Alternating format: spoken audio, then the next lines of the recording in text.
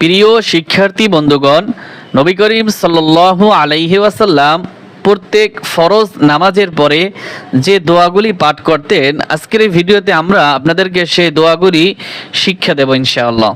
দেখুন, ফরজ নামাজের পর রাসূল সাল্লাল্লাহু আলাইহি ওয়াসাল্লামের আমলসমূহ।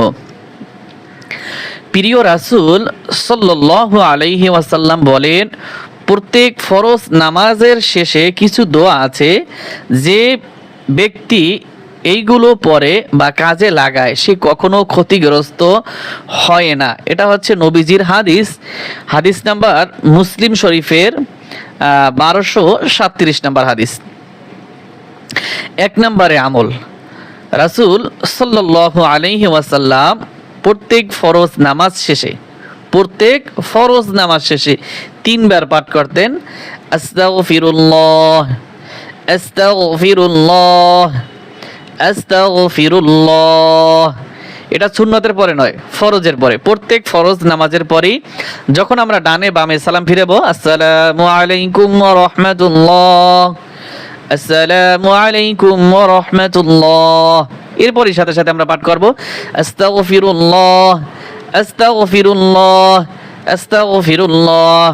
এই হচ্ছে হাদিস নাম্বার 1222 নাম্বার হাদিস মুসলিম শরীফের। দ্বিতীয় নম্বরে যে আমলটি করতেন,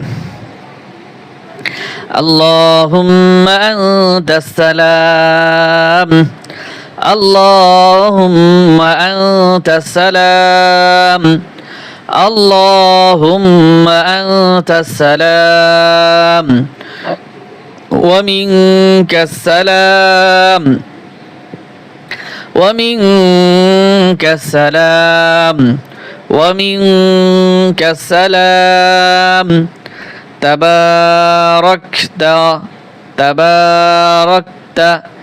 ইয়া যাল জালালি ওয়াল ইকরাম তাবারাকতা ইয়া যাল জালালি ওয়াল ইকরাম তাবারাকতা ইয়া যাল জালালি ওয়াল ইকরাম তাবারাকতা ইয়া যাল জালালি ওয়াল ইকরাম তাবারাকতা ইয়া যাল জালালি ওয়াল ইকরাম।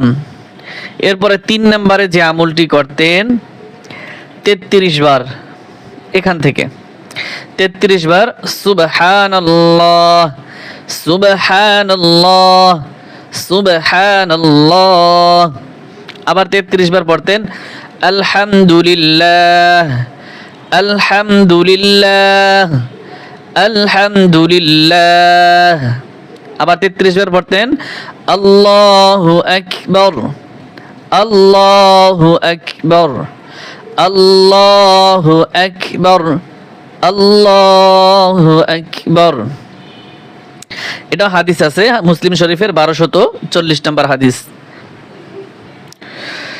চতুর্থ নম্বরে রাসূল সাল্লাল্লাহু আলাইহি ওয়াসাল্লাম প্রত্যেক ফরজ নামাজের পর সালাম ফিরিয়ে বলতেন, প্রত্যেক ফরজ নামাজের সালাম ফিরিয়ে বলতেন, লা ইলাহা ইল্লাল্লাহু ওয়াহদাহু ওয়াহদাহু লা শারীকা লাহু লা শারীকা লাহু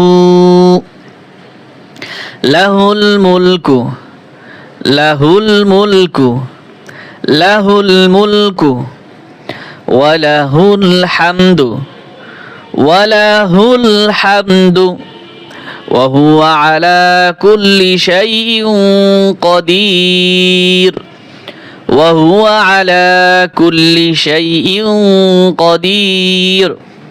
অনেক হাদিসে রয়েছে এটি 20 লক্ষ নেকির দোয়া। আপনারা দেখবেন বিভিন্ন মাসনুন দোয়া যে বইগুলি আছে, সেখানে এই দোয়াটার কথা উল্লেখ আছে, এই দোয়াটা বললে 20 লক্ষ নেকি হয়। তাহলে এটা খুব অত্যন্ত গুরুত্বপূর্ণ দোয়া, আপনারা সকলেই মুখস্থ করবেন। আমরা আরো কয়েকবার পড়ি, লা ইলাহা ইল্লাল্লাহু ওয়াহদাহু লা শারীকা লাহু লা শারীকা লাহু লাহুল মুলকু ওয়া লাহুল হামদু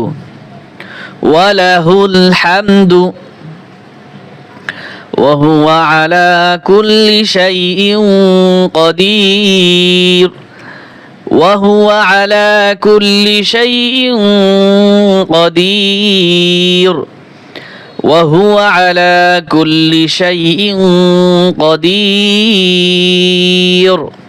বুখারী শরীফ এবং মুসলিম শরীফের হাদিস।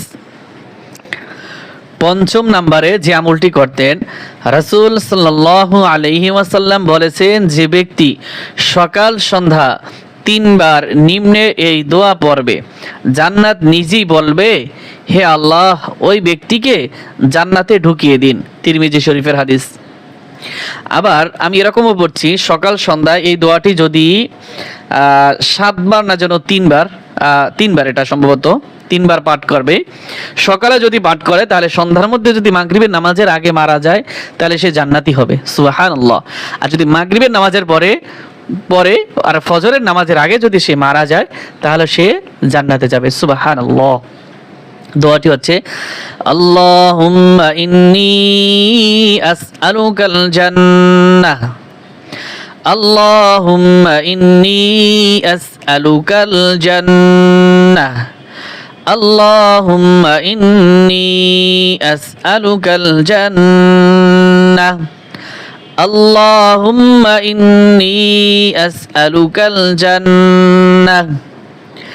ষষ্ঠ নম্বরে যে আমলটি করতেন, 7 বার ফরজ ও মাগরিবের পরে, ফজর ও মাগরিবের পরে, আল্লাহুম্মা আজিরনি মিনান নার।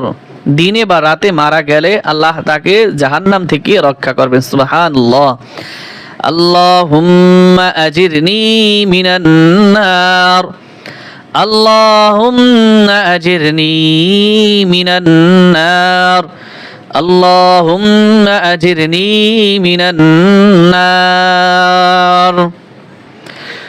সপ্তম নম্বরে যে আমলটি করতেন, যে ব্যক্তি ফজর ও মাগরিবের পর এ দোয়া 3 বার পাঠ করবে, রাসূল সাল্লাল্লাহু আলাইহি ওয়াসাল্লাম তার হাত ধরে জান্নাতে প্রবেশ করাবেন, আল্লাহ উক্ত ব্যক্তিকে সন্তুষ্ট করবেন। দোয়াটি হচ্ছে, রদিতু বিল্লাহি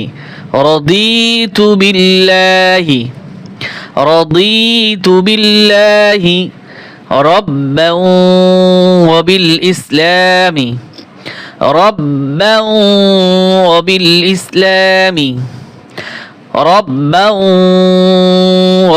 ইসলামি